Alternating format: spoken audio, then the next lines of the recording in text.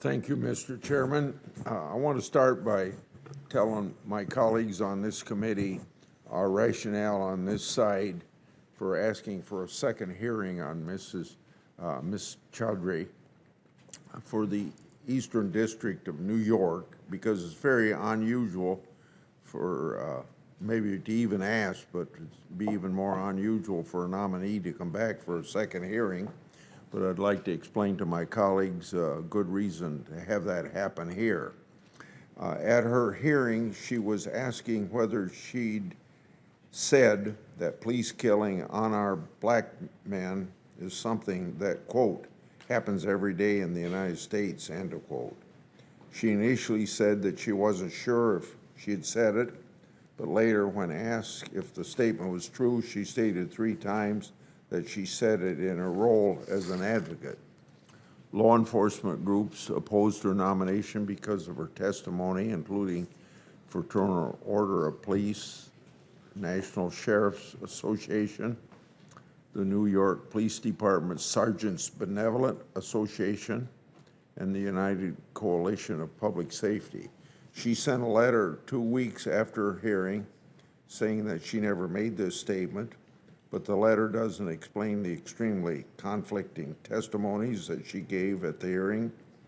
It doesn't explain why she refused to acknowledge that the statement is blatantly false and has no basis in fact.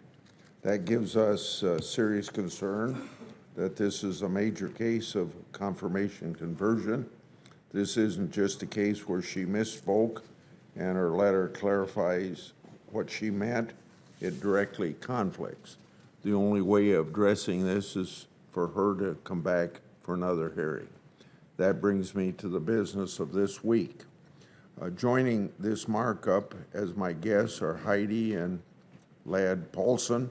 Ladd is a Marine and former police officer from the city of Billings, and Heidi is his devoted and tireless wife who works with the Wounded Blue.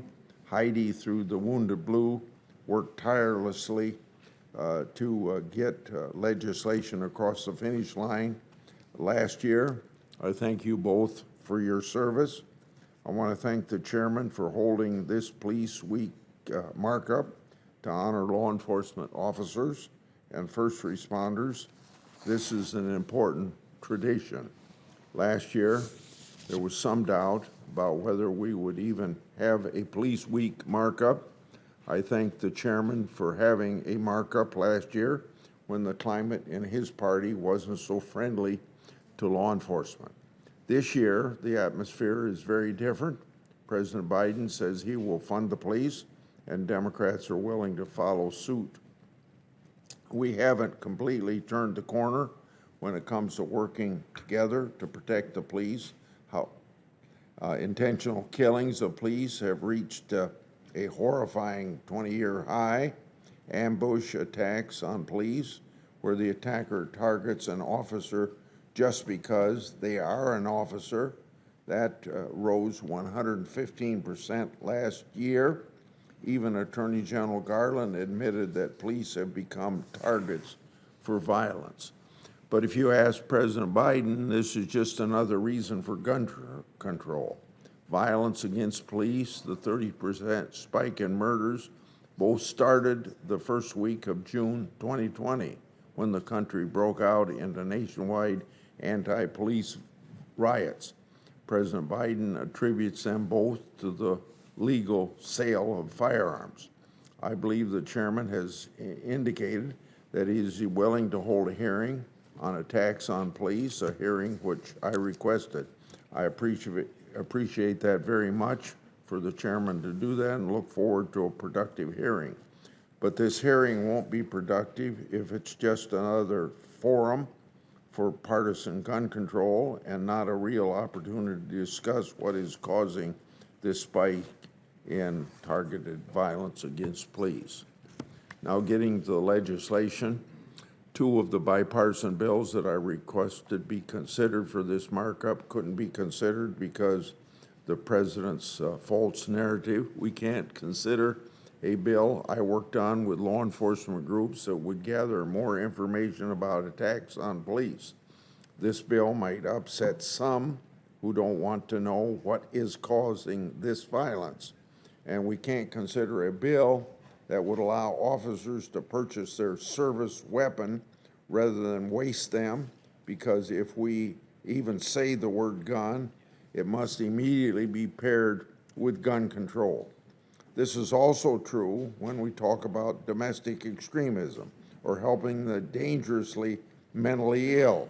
I think that's a terrible shame that we have this environment in our legislative process.